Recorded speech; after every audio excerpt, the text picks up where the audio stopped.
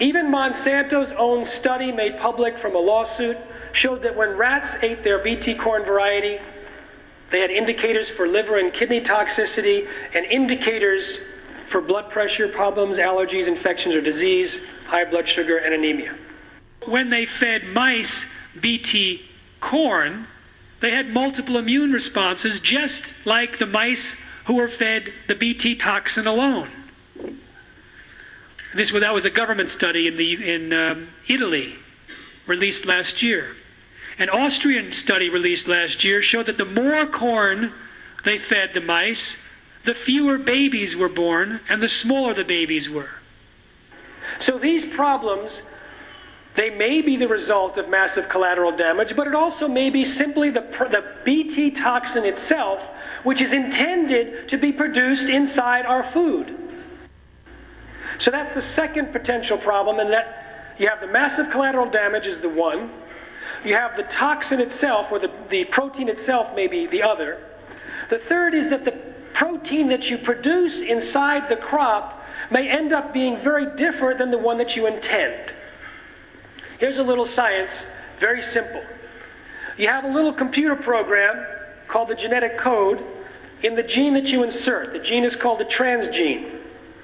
And that code determines the RNA, and that code, every 3 of them, determine which amino acid is being used to create the protein. Then the amino acids line up, they fold into a protein. Now, in the process of inserting the gene, you can often mess up that sequence.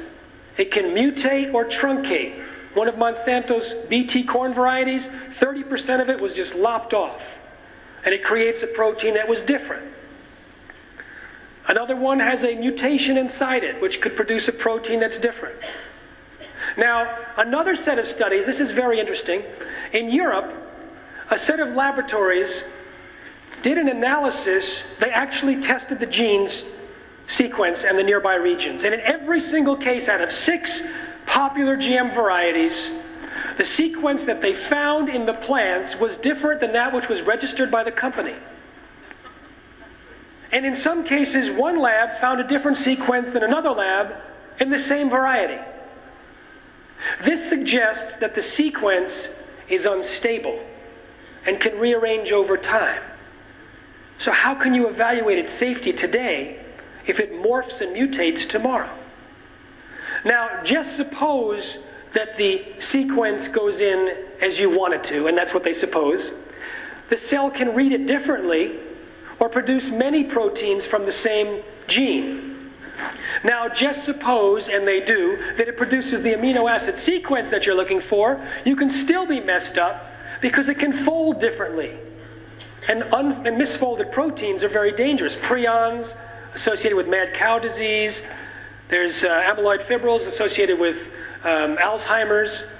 Misfolded proteins. Or you might have different molecules attached to the protein, which can turn a harmless protein into a deadly one. And that appears to be what has happened to peas that were genetically engineered in Australia to produce an insecticide. They took genes from kidney beans that naturally produce an insecticide, and they put it into peas.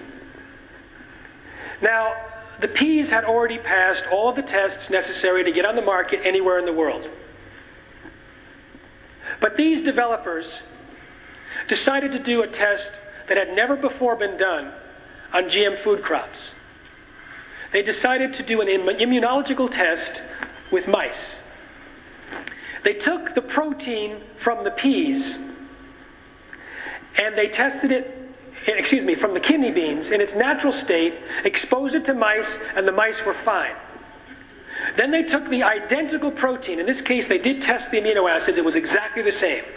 They took the protein and they fed it to mice, and they exposed it to mice in a variety of ways, and in every single case, the mice had an inflammatory reaction. In the lungs, on the feet, suggesting that the peas could create deadly anaphylactic shock in human beings. So they canceled the commercialization of the peas, which would have been exported to India for their food supply.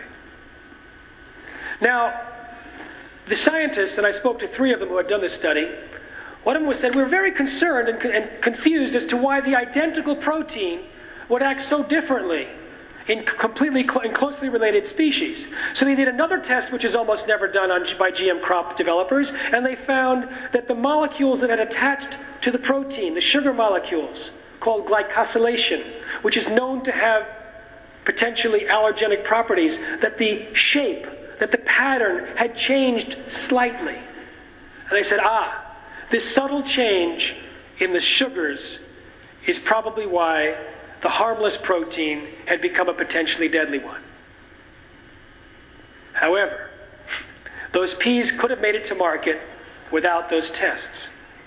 So when Monsanto's spokesperson in Europe was asked to comment on the cancellation of the peas in Australia, he said, this shows that the regulatory system works. He never mentioned that none of his products had ever been tested in the same way, and that not only was his products, you see, they were surprised that the protein had changed in such closely related species.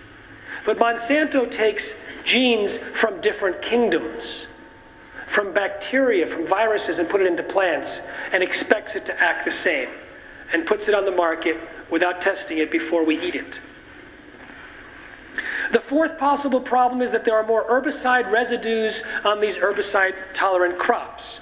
So in the first 9 years of herbicide-tolerant crops, there was an increase of 138 million pounds of herbicide in the United States. And it's accelerating because of the development of herbicide-tolerant weeds that no longer respond to the same amount of Roundup or to Roundup at all. So in the next 2 years, there was an additional 120 million pound increase, and in 1 year, a 38% increase recently. But now farmers are using the more toxic compounds like 2,4-D, which is up 237% in 2 years. With increased herbicides, you end up with an increased fungus, fusarium, which creates mycotoxins, a decrease in trace minerals, and a possible impact on gut bacteria because these herbicides are antibacterial and they're in higher concentrations, so they can mess up our gut bacteria. Chickens fed Liberty Link herbicide-tolerant corn died at twice the rate, but this was an industry-funded study designed so poorly that even a doubling of the death rate was statistically insignificant. The 5th possible problem is that genes might transfer into our gut bacteria or into our own DNA. Now, this was of grave concern to the FDA scientists reviewing the first Flavor Saver tomato. The Flavor Saver tomato uses an antibiotic-resistant marker gene. We discussed that before. The Division of Anti-Infective Drugs wrote a memo complaining about this tomato. And they said, in all capital letters, it would be a serious health hazard to introduce a gene that codes for antibiotic resistance into the intestinal flora of the general population. Can anyone guess why?